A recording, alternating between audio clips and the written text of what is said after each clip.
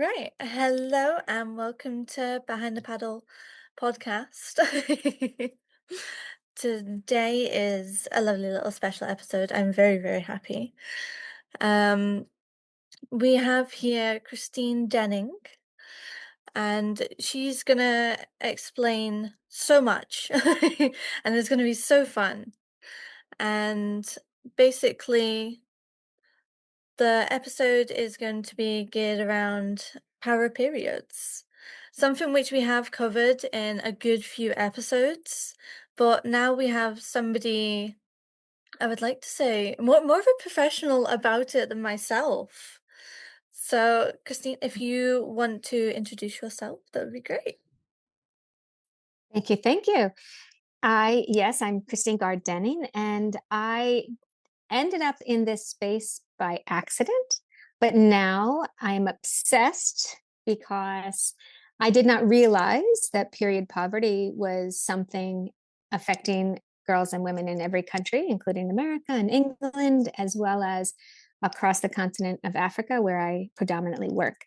And so I care deeply about justice. And so when I realized that this issue is affecting 500 million menstruators every month.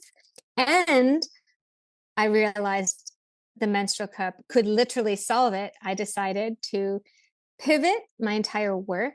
And now this is what I'm solely focused on. I want to talk about the issue. I want to talk about the solution. And then I want to see the solution enacted so that people can start solving something else. Yeah. So we're gonna go through bit by bit and break it all down, and I'm so excited. Me too. Thank you.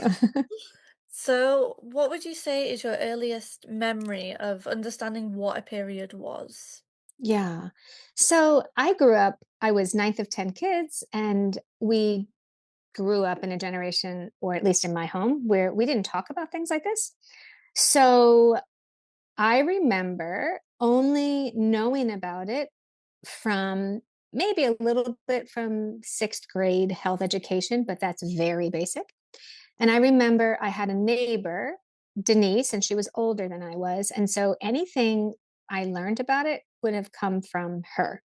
Mhm. So I would say perhaps the little bit you learn in sixth grade, and then the actual questions you have or I had would have been answered when I was probably in maybe eighth or ninth grade from a neighbor. So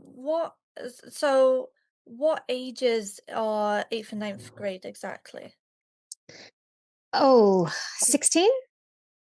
Okay, I'd okay. say Oh, 15, 16. Yeah. I know older, too old, because, yeah. I think in sixth grade is when I first started learning about, the school tells you.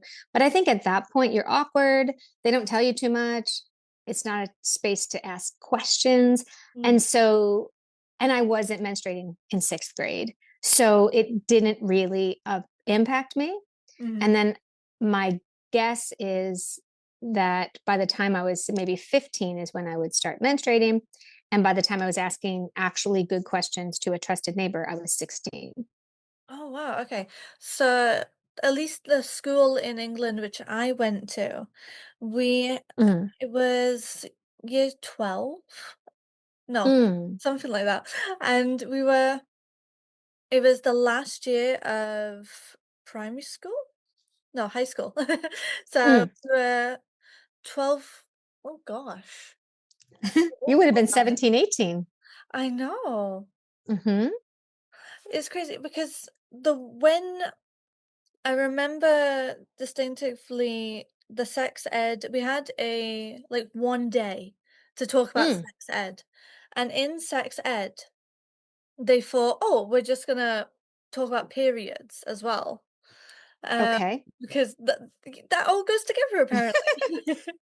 But what my school did was they actually split up the boys and the girls and only Okay. taught the girls about the periods. Oh, not good. Yeah. Mm-hmm. So this was, yeah, this must have been when I was 16. Oh my gosh. That's crazy. Mm. Mm-hmm. Mm-hmm. To know that I feel like that's so late in teaching people. It is. It And then, is. yeah, and especially in the class that I was in high school, where like what? That you split up genders and just teach one gender, which is wow. Hmm. Yeah.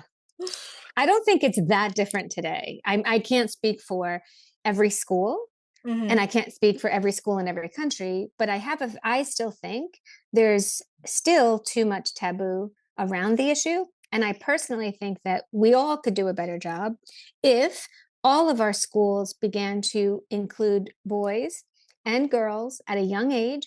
So it normalizes it. It's not weird. It's not disgusting. It's not freaky, because everyone knows a menstruator, whether you were born of one or you have a sister, like a sister, a girlfriend.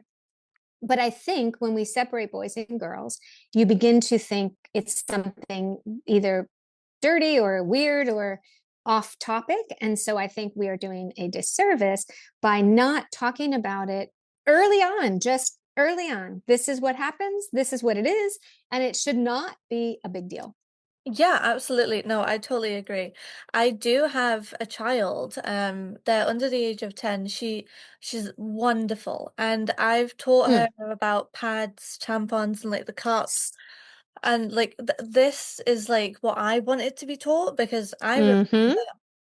when I was 15, I want to say, when I did Mm-hmm. get my period, I literally remember it was like the nonchalantest thing with my mum.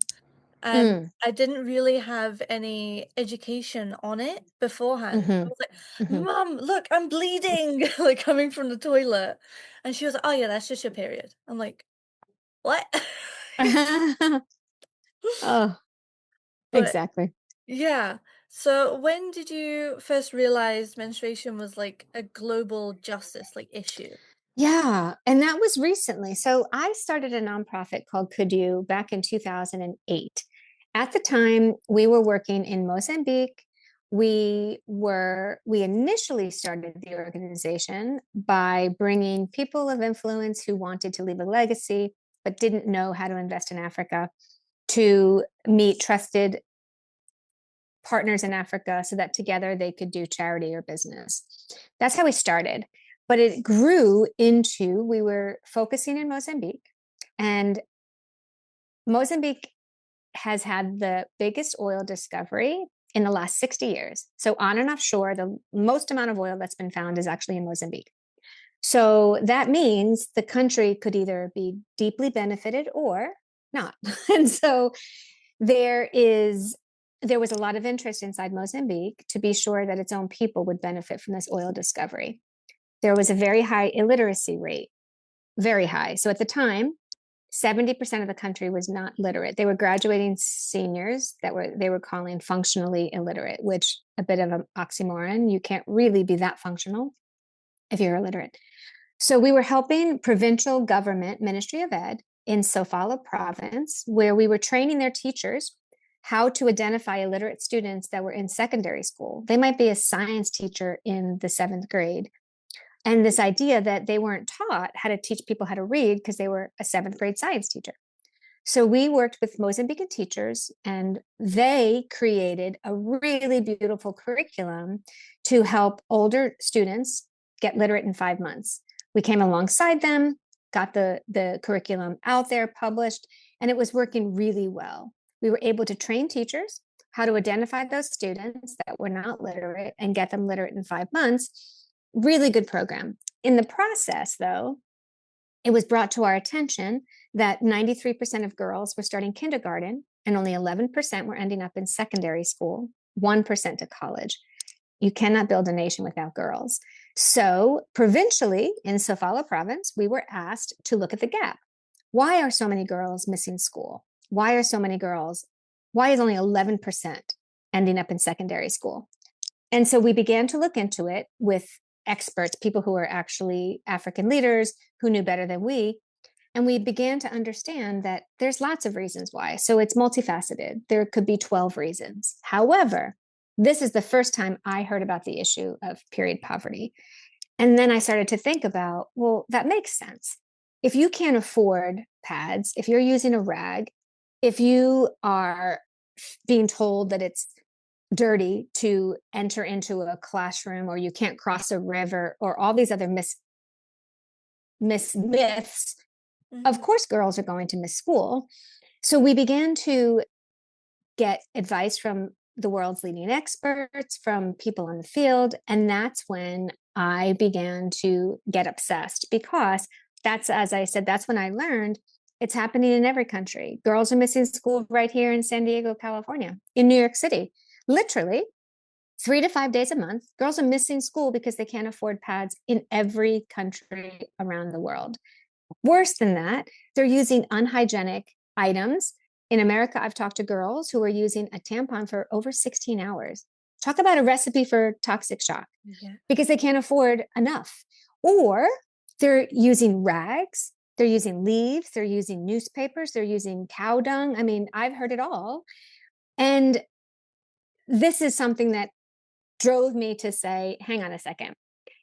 If half of the population is menstruating, and we can put people on the moon, we must be able to figure out how to help half of the population figure out how to meet their needs monthly. And that's when I started to focus on the menstrual cup. Oh, wow. That's amazing. That is such a journey.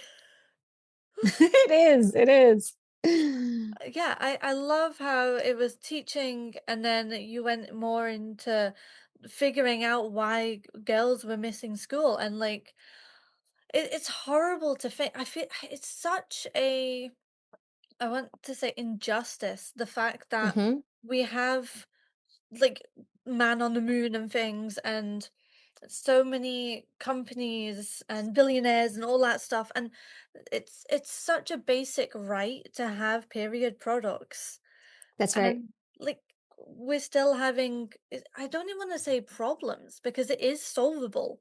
It really is. Exactly. Exactly. Here's what makes me crazy about this journey.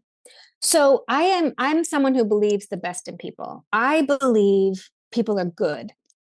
So I was shocked to find out that the menstrual cup has been around 88 years.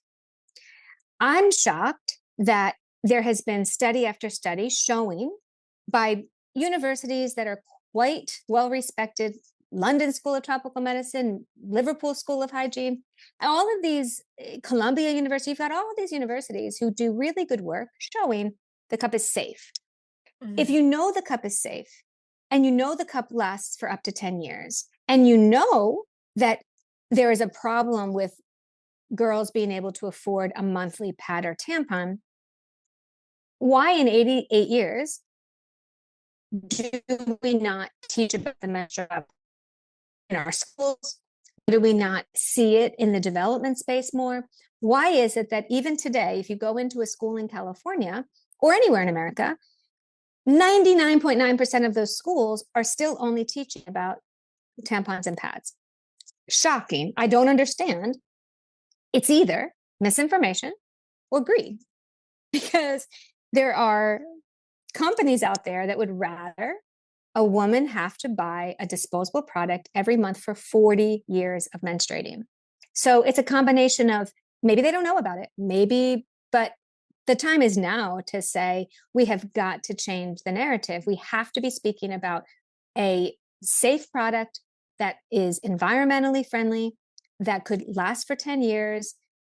That's what we need to talk about, instead of just talking about buying a disposable product, put it in a landfill where it will take 500 to 800 years to decompose. Yeah, absolutely. I mean, as you said, the time is now, especially with what's going on in the world. Like now we all need to band together and be like, this is what we need. Like, Right, listen.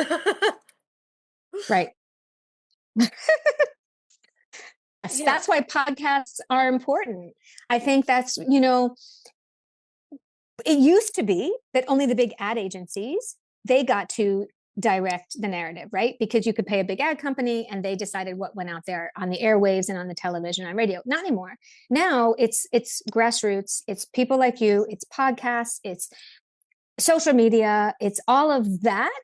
that is actually getting the word out, which I think is putting the power back into the hands of the people. So we are happy to be on this podcast. We're hoping more and more people will talk about the issue and also talk about how it's solvable. It is actually solvable. Imagine if you could give someone a 10-year solution that for 10 years they don't have to buy pads or tampons. Imagine the money they save. Imagine what they could do with that money and the agency that they get to have to make good choices.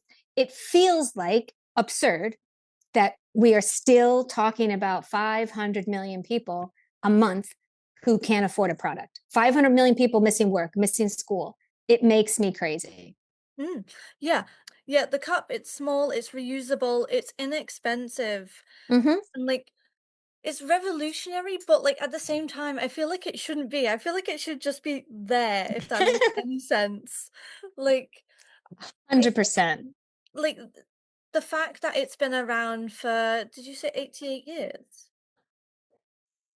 Yes. Yes. It That's could be more. crazy. I think it was 96, the very first one. And then obviously they've gotten better since then, right? Now there are enough iterations that you have 100% medical grade silicone that is fully kind of the best. I feel like they have perfect because I had never heard of a menstrual cup. I only heard about it when I started this work. So I tried it for the first time and it did take me 3 months because it took me 3 cycles for whatever reason. But by the time I was very comfortable with it, I knew how much I was bleeding because you can see it compared to when it gets absorbed into a cotton tampon and you have no clue how much you bled. I also understood my body better. It was a game changer. I could be on a plane for 12 hours. I could be out in the fields. I think about how perfect a solution the menstrual cup is for our first responders, whether you're fighting a fire, whether you're in the military, whether you're in the police force. Like there are so many situations, whether you're a teacher, and it's really hard to like leave for 15 minutes to go change your pad and tampon. I feel like it is such a good, healthy solution. The fact that we're not using it at it should be as familiar as the tampon. That's kind of our goal. I Yeah. want to look back 10 years from now and know that people know about the cup as much as they know about a tampon, and then let them have choice. Yeah, absolutely, absolutely. I mean, with um with pads and tampons, they can be uncomfortable. But what we've only just learned with research is that there's things in those that shouldn't be in tampons and Mm-hmm. and it makes you sit back and be like, how did what? Like that is just another story to tell where why is That's right. lead and God knows what is in these tampons. And so it makes so much sense to go for a reusable, like in a way, hygienic. It sure does. And like you know what's going in your body. Absolutely.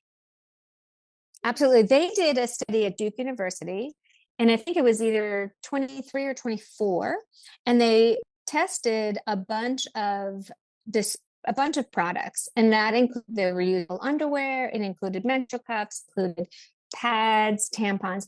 What they found was that other than the menstrual cup, everything had what they call a forever chemical. I think it's called PFAS. A forever chemical. Well, imagine it's not like you use these things once. We're talking putting in sometimes 5 or 6 a day for 5 days every month for 40 years. Like that's a lot. And Yeah. so when you heard about these forever chemicals, I thought, and so the study concluded with we need more studies to look into forever chemicals. I looked at the New York Times in January of this year. So in January of 2025, did something that talked about, it truly said the holy grail of menstrual products for the environment was the menstrual cup, the holy grail. They talked about how environmentally friendly it is. They talked about its safety. Then the next day, Nicholas Kristof had an op-ed piece with a student that he worked with, talking about the number of girls globally missing school because they can't afford a product. And I thought, okay, how is it that on one day we can say, look at the holy grail of a menstrual product, and on the next day we talk about the issue of period poverty? And in that op-ed, it talked about how in the developing world, there is not good places to dispose of pads anyway. So now you have a sanitation issue, you have a water issue, you have a huge issue, and yet why is no one connecting the dots? Like, why isn't the article instead the holy grail of menstrual products ought to be the thing that we're bringing into each of these communities to solve a problem. Instead, I see article after article, study after study talking about what a big problem it is. It makes me crazy. It makes me crazy. I'm Well, like, let's talk about the solution. I love it. I love how passionate you are about it. It's how I am with a lot of other things and activism, and oh, it's wonderful to hear somebody else talk about just like periods. Like I want to give your head a shake. Like, do you, like Mm-hmm. it's like there's multiple things that go along with periods. Exactly what you're saying. Mm-hmm. Mm-hmm. And then so recently I have an advisor who does work out of, she's been doing studies for decades. She's from Liverpool School of Tropical Medicine.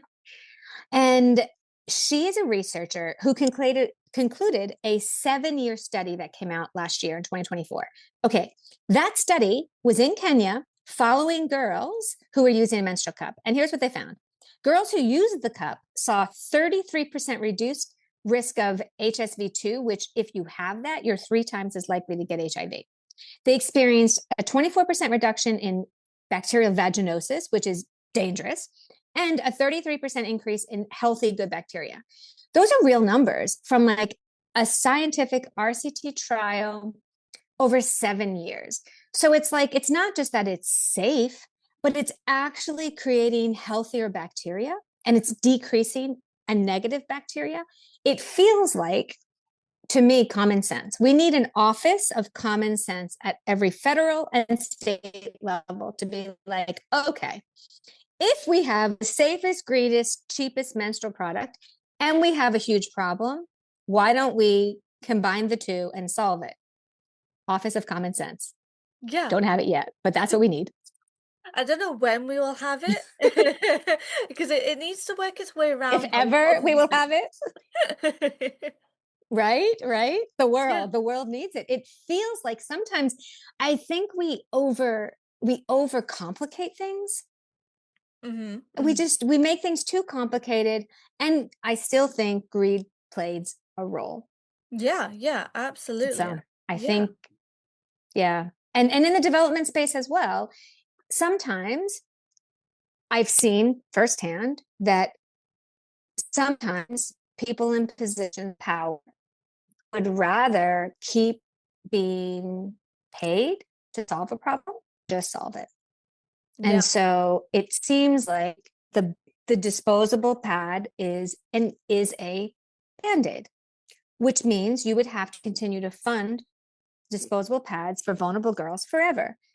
I think better of people. And I think, okay, let's just solve this issue. There's plenty of programs and problems out there in the world, but then you can actually shift this money to something else. But I think people are short sighted. Yeah. Yeah. No, absolutely. I think like there's so many problems with the world where it comes to Hmm. certain things, especially when it comes to the female body. It's like it's like when you hit like a blockade and it's just like, well, Mm-hmm. there is this world of women and our bodies, and like there needs to be more research done on a lot of things about us. That's And right.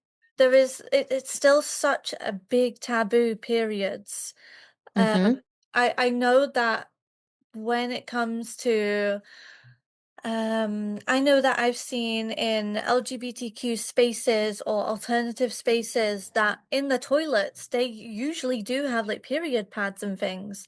And I find Mm-hmm. that's very, very interesting because here in the UK, if you go into like a pub or something Mm-hmm. along those lines, usually there won't be period products for like for free where they're just there. Like where I get like my nails done, they are very open about so much. And thankfully, we do have in the UK, we do have places where you can um, have just they're just there, period products and such, which is so great. But there definitely needs to be so much more awareness because Hmm. especially if you have I'm gonna try and pronounce this. Endometriosis. Is that how you say it? Yes, yes, yes. Like there needs to be so much more research done on that, and basically just more, and more. Exactly, It needs to be exactly, believed as well. exactly. Exactly. And that's where I feel like the masses need to demand better. And that's why I love social media. I think that people get to speak freely to each other and not have to have government speak for them or speak on their behalf. And so I like this idea that real conversations are happening, whether it's Instagram or TikTok or whatever, or podcasts. It's where actual people get to be in the conversation. And that's where I think we'll see real change happen. Yeah, absolutely. No, I agree with that so much. There is so much that the government does control, especially the narrative of certain things. Hmm. And when it Hmm. comes to social media and having your own platform, you can share, you can like, you can comment, That's you right. can build communities, and it is so wonderful. So Hmm. how I agree. how how do we get one of these cups? So, right now, we have cups in America and we have cups in Africa. And we would be happy to get you some cups in England. One of the ways that we have like distribution partners across Africa. So they're local entities that we import cups to because our cup is FDA registered, made in California. We hope to build a factory in Ghana in the next 2 years. We had actually received obligated money from USAID, Gates Foundation, and Children's Investment Fund. We were really excited. We were going to be doing a really big project across Kenya, Malawi, 82,000 cups, proving the acceptability and scale of the cup. Unfortunately, USAID went away. And so the only money that was left came from Gates Foundation, and that is going to be doing a RCT trial in Kenya, which is still good. But we could do cares more about implementation and trying to get the cup into the hands of girls. And so we're grateful to be a part of that particular pilot trial. But I would say right now, we are about ready to launch.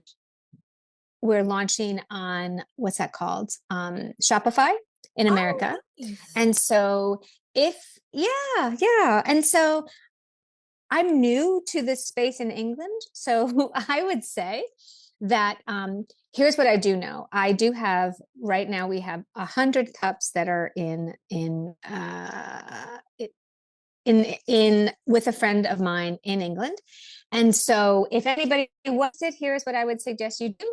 You should email info at couldyou.org, couldyou.org. You can learn about our work. If you want to give a girl a 10-year solution, we have a huge wait list across Africa. And so we would love to see people donate $10, which would give a 10-year solution, plus it gives them health education. One of the areas we're focusing most on in Africa is communities that have very high rates of teen pregnancy. There is something that I was unaware of, but they stated how ever since COVID, the number of girls having transactional sex for pads has increased so much that so has STIs, HIV, teen pregnancy and child marriage. And one of our own findings across Africa is we will be with high school girls asking them, and they will say they made a choice. And it was a choice that they decided to have a boda driver who said, if you have sex with me, I'll buy you a box of pads. And they thought, I want to be in school and I'll make that choice, not because it was what they wanted to do, it's what they thought they needed to do. And so those are the communities with very high rates of teen pregnancy that we really want to target. So we are always open for people to partner with us, to introduce us to Family Foundation. We have a 2 million girl wait list. And so we believe that we could end this if we could kind of reallocate some of this funding that's going to just reusable pads or disposable pads to older girls to give them a 10-year solution. Oh, that it's devastating to hear the real life effects. Yeah, I find it crazy about the actual like real actual stories of people where they have to it's such a unfair trade to do sexual stuff Right. for pads or oh no that we should just not live in a world like that at all, That's especially right. That's right. especially We should look to people like Ireland. mm-hmm. I'm sorry to interrupt you. No, Ireland did something huge. So Ireland has, you should look into it because I don't want to misrepresent them, but they want to give free period products to everyone who needs it in Ireland, and they've included the menstrual cup. Come on, that's amazing. That's amazing. oh that's I really good, think I'm yeah. saying that correctly. Please do look it up because I know that they did set a national policy and um I thought they were adding the cup into it. I know they were giving away free pads and tampons, and I think they even added the cup. And all I know is that imagine a country, we ought to learn from them. We ought to say, this country not only believed it was a problem, but they believed it was important enough to put resource behind it and make it a national solution. And I think the rest of us could learn a whole lot from that. So, So in Northern Ireland, you can get free period products from libraries. That's what it's saying. So wow. yeah, libraries and also a few so Lidl, which is a shop we have here, um, they offer free period products as well nationwide. That's really Wow. good. Wow. That's amazing. That's amazing. That's amazing. Wow, okay. That's really interesting. Wow. That's so Mhm. good. Ju just little things like that mean Mhm. so much, I think, because, like, it's like a That's little right. firework going off, and it's like, "Yeah, something's done." That's right. Oh, god, that's so good. So, have you faced any resistance talking about the cup and all sorts? Yes. Too much. Here is what has been surprising. So, time and time and time again, we are told by funders, by people in authority, whether it's an individual or an institution, we are told over and over and over again the menstrual cup works, the menstrual cup is safe, but the menstrual cup isn't accepted in the developing world. It's not accepted in African communities because of religion, culture, lack of water, etc. But that's not true. The reality is, of course, it takes effort, it takes work. You have to partner with good, vetted local NGOs who have good, trusted relationships, but information is power. If you give people through local context the right information, answer their questions so that they don't have fear and they understand it's safe and you're not trying to sterilize their girls, if you talk about what is a hymen and how a hymen can stretch and does stretch, lots of girls can lose that through exercise, etc. If you answer their questions and you give them truth, they will make an educated decision to say yes. Unfortunately, often the people in power, 99.9% of the time, the people in power who are holding the purse strings or making the decisions make blanketed decisions for whole countries and say, oh, it doesn't work on the continent of Africa. It doesn't work in rural Africa. On and on and on. There's a million no's that we get. And Mhm. so we sometimes do get yes, but it has taken us years of no's until last year we started to get the first few yeses, which we had a breakthrough when we got Bill Gates. Gates. Oh, wow, okay. Yeah, so we got a yes from the Gates Foundation, from the Children's Investment Fund, and from USAID that they would fund a 3-year rigorous trial in Kenya and Malawi, proving the safety as well as the acceptability of the cup at scale, showing how it correlates between decreasing child marriage and teen pregnancy. So it was a big win. It took us a lot of years to get there. We got there. Now, when the money went away, because USAID went away, it doesn't mean the idea is bad, right? It just means it's still a good idea. And now Gates is still going to fund the RCT trial.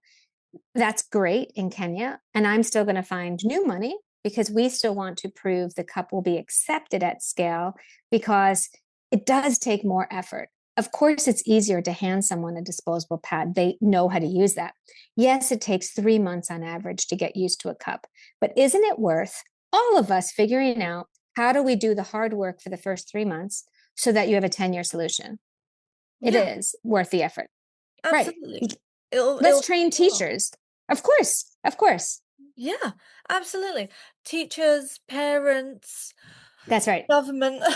That's right. That's right. Community health workers. We just need to sit down and be strategic and say, who are the leaders in a community? How do we get to the girls at a mass way? How do we train community health workers and teachers on how to use the cup, how to clean it, how to store it? How do we give them the power to be able to train other people? Then within a year, it would be very, very easy to be getting the cup out at scale. We just need the funders to start to fund some of this. And I think they would all be surprised at what they see as a result. Because it's not just a 10-year solution, but girls have less shame. Girls are staying in school. World Bank says by not graduating 12 years of school, we are losing between 15 and 30 trillion dollars in lost earnings. So it matters to our economies to keep girls 12 years in school. Well, if we know girls are missing school because they can't afford products, it would be quite wise and fiscally responsible for us to spend money on a 10-year safe solution. The fact that we're not makes me want to scream. Yeah, yeah. It's crazy that we do have the government talking about how um what did they say basically? Just like no. Just no. And I love how you covered the myths, which was a point which I was going to talk about because there are so many myths when it comes to the menstrual cup, Mm-hmm. especially when because I've heard some people say, "Oh no, if I use it, then I won't be like a virgin anymore." And it's like, Right. "No, you're okay." Like Right. Right. Right. yeah. Um Yeah. I mean, and then it feels like if you want to teach about virginity, then teach about hymen. Explain what is a hymen, explain how it stretches, explain all of that, and allow for people to make decisions based on something that's not true. yeah, absolutely. Like certain things, many things to be fair, I feel like it's one big thing in the middle, and then it's like a spider diagram going off of all these other problems that we have, which are somehow connected. And Mm-hmm. oh, it feels so simple that it could all just be done and over with and researched and Mm-hmm. actually proven, well, believed. Absolutely. Absolutely. So in December 2024, when the Mm-hmm. grant was awarded, what Mm-hmm. did that mean to you guys? Well, it was a game changer for us because we felt like we had worked really hard to prove that the cup was accepted culturally when you break myths, when you include communities, when you get stakeholders at the table to understand the choice of the cup. Then we felt like, what a win. We believed that with that money, it was allowing my organization to place an order for 82,000 cups, which is amazing. It was going to change the lives of 82,000 girls. And it was also going to be able to be documented through real science to show impacts of decreased absenteeism, even decreased child marriage and decreased teen pregnancy, was going to show acceptability at a large number. We believed that was our breakthrough moment that we had been working for. We also believed that then these large funders, when they saw how a $10 solution could have such beautiful return on investment, we believed that 3 years of the study ending, or the study starting, that we would see large funders, governments allocating real money towards a solution. There are nations in Africa who are spending anywhere from 7.5 million to $35 million on just disposable pads. But when you ask how many pads does a girl get, they get about on average 8 to 12 in a year. That's not solving a problem. That is throwing money away. So we felt like this was our breakthrough. And then when USA away, it everyone $70 billion was gone. And so we know organizations who lost $600 million. We as an organization do a lot on a little. We lost $1 million. And that's a big deal for us because we had framework, we had put it in order, we had hired people. And so, but it could have destroyed us, but I care too deeply about this issue. I believe it's solvable. And so we will pivot and work around and find different funding. And we're grateful to still be in the GATE trial that is with Emory University and Liverpool School of Tropical Medicine in Kenya. So we still are going to fight the fight, but it was devastating. It was absolutely devastating. And I could have given up, except that I get videos often of girls saying, this changed my life. When I look at a girl who used to sit on sand, dig a hole, and bleed into it, who now has the freedom to have a safe product for 10 years, those are the reasons. Those girls are the reasons that we will not stop. We will just find resources in other places. And if we have to keep, right now, I can serve 50,000 girls a year. I'd like to serve 5 million. I'd like to see the nations serve everyone with choice, especially older girls. If you're in secondary school or you're a woman, you ought to have the choice of a pad or a cup. And if we can keep up the good work, I still think it's true. I think you're going to see 5 years from now, 10 years from now, you will start to see the cup put into legislation. I think you will start to see it more in schools. I think every country will they need to get a solution that is economically reasonable and safe. And I don't see any other option other than the cup. Yeah. Where would you see it in legislation? So if you look at in America, many cities and states write what they call menstrual equity bills. I'm sure they do the same in England, but I don't know. But I know they do in America. They write these bills where they say, we are going to mandate that you must provide a menstrual hygiene product and they define the audience. So in California, it was to every grade 6 through 12, plus they're also doing government buildings in San Diego County. Well, every school, grades 6 through 12, half of the bathrooms had to have dispensers in it. The problem is the menstrual equity bills in America, they said in the bills, the definition of a menstrual hygiene product is a disposable tampon or pad. So they legislated the exclusion of the cup. It's absurd to me. So New York City, when it was brought to their attention, they changed. They literally, Amanda Farias and her team actually rewrote 5 new bills, and then she defined the definition by including the cup, which was huge. So this is encouraging. It means that cities like New York are understanding we need to add the cup. I believe Grace May, if she added the cup, that is a huge thing. If you look at Ireland, Scotland, there's a few countries that are realizing the importance of adding the cup. I would say I want to see the same happen in Africa or in India or wherever we're going to be mandating that we're giving away free menstrual hygiene products. No one can afford to give you a free product every month for 40 years. We might as well start to give them a product that can last a long time because you would think your life will increase enough and be better in 10 years that you can buy your own product after that. Mm. So I don't know if it includes the menstrual cup. I'm gonna say no.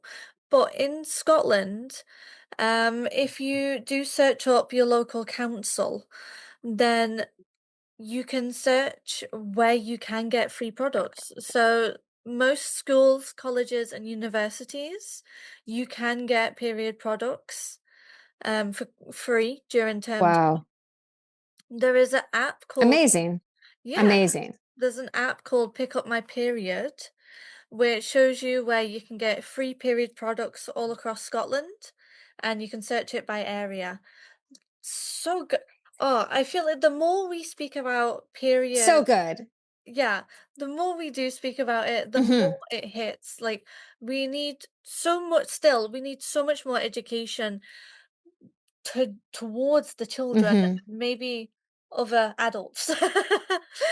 Just sit them just on a Yes. table, just be like, Yes. let's discuss with the facts. That's right.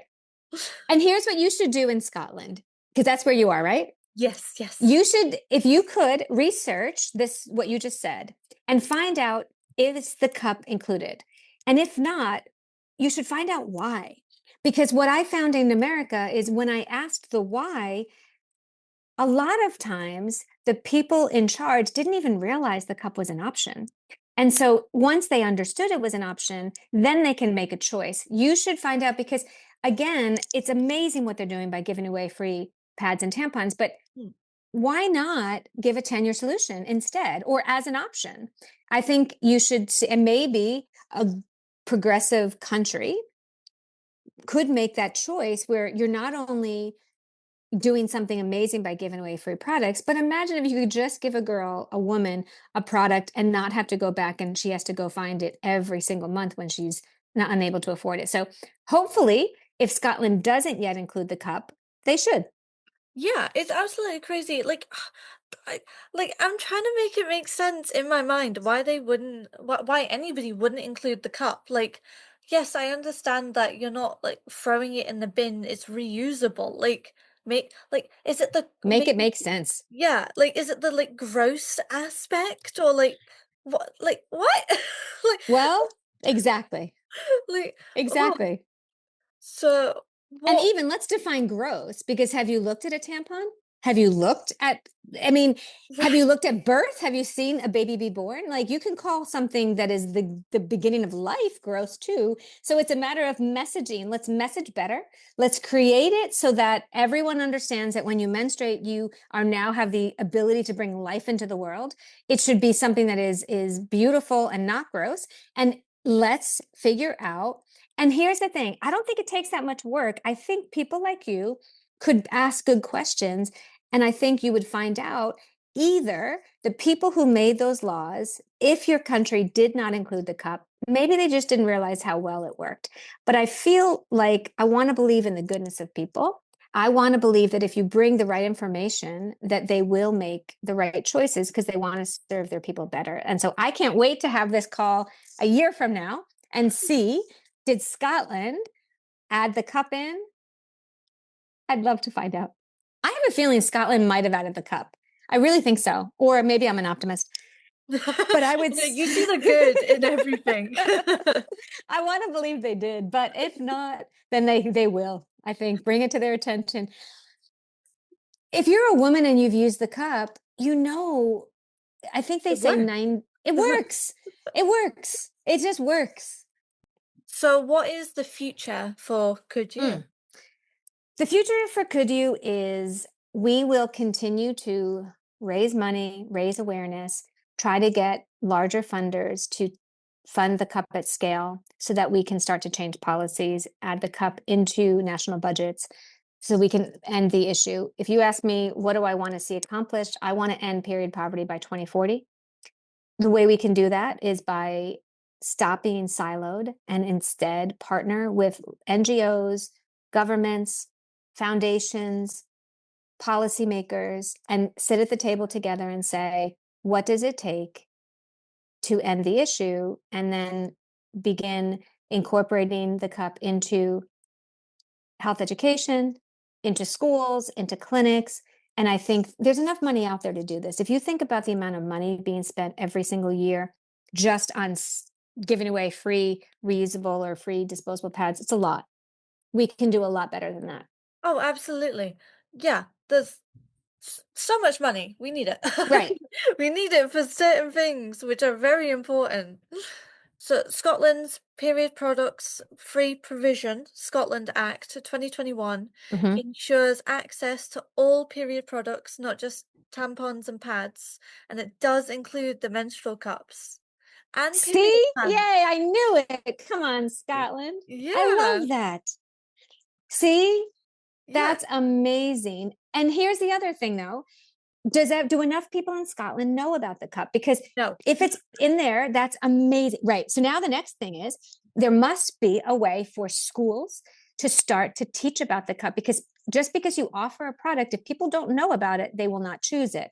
So I think the next thing for Scotland to do is to do a better awareness campaign, add it into their curriculum in schools, talk about it on radio, because you guys are way above the rest of the world. So well done, Scotland.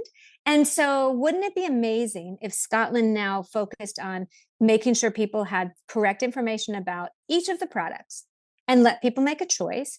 Because if you are needing money, the only economical choice would be the cup. Yeah, It's the absolutely. cheapest of all of it. So I think, well done, Scotland. And I think anyone out there listening, if you are connected to your own governments, follow Scotland's lead and begin to actually solve a problem. Yeah, so since August 15th, 2022, it was a legal requirement for local authorities, schools, universities, and public service buildings across Scotland must offer free menstrual products. Amazing. Yeah. Amazing. I'd love to follow up with you and ask this question. I'd love for you to go to your local university and ask a student, do you know how to get the product? Oh, that, Just curious, right? yeah. Do you Hmm. know how? Do you know? Because here's the other thing, why students, if I ran a university, first day of school, I'd be announcing to the entire, I'd be sending email blasts, I'd be putting it in their welcome packet, I'd be doing assembly saying, if you need a product, we're here to help you. And I'd make sure they knew it was available. I'd also make sure that we gave them ideas of what are the different products. I would do that in schools, universities, and I would begin to get the word out, because what I found in California was schools were mandated to give out products. Only when you go to the schools are like, I don't know how to access the funding to get the product to give to my students. So then it got complicated, very full of red tape. They weren't doing it. I say, let's make it simple. And so I'd be so curious if you asked a college student on a campus, do you know that you can get a free menstrual product? Do they know? And do they know how? And do they know what? I feel like just everybody do that. Just everybody go out. Everybody do that. Everybody do that and come back and tell us. Yeah. Oh my gosh. So we're coming to the final. Oh, this Yes. has been so great. Uh, what does a world without period poverty look like? Oh, it looks like freedom. It looks like girls getting more opportunity to thrive. It looks like girls not missing work, not missing school. It looks like boys and girls being comfortable talking about the issue at a young age without embarrassment. It means healthier, better health, better well being, less misinformation, more money in our economies when girls graduate. Like, there's no downside to this. There's none. Find a downside. There's none. There is no downside to ending this issue. It will free up money and it will keep the environment safer. Everything about it is better. And so to me, we end it. And as I said, then there's more money that's not being thrown away every month. That money can be spent on another issue so that we can make the world better. Yeah, absolutely. I mean, the only downside is just the people who like money. That's literally it. That's literally Okay, it. that's the downside. That's the Yeah, downside. like that's it. But the rest, happy. So That's happy. right. That's right. And here's what I say about them. If you are so capable that you're a group of companies that can make $40 billion a year, bring your manpower together and find a new product after you've solved this issue. Do you know what I mean? Like, there's enough issues out there in the world. Bright people can find ways to make money on something else once you end this, but don't keep girls down and say you want to solve the issue if all you're going to give them is a disposable pad, because then you actually are using the issue to continue to put money in your pocket. Let's at least be honest about what we're doing. So there Yeah. you go.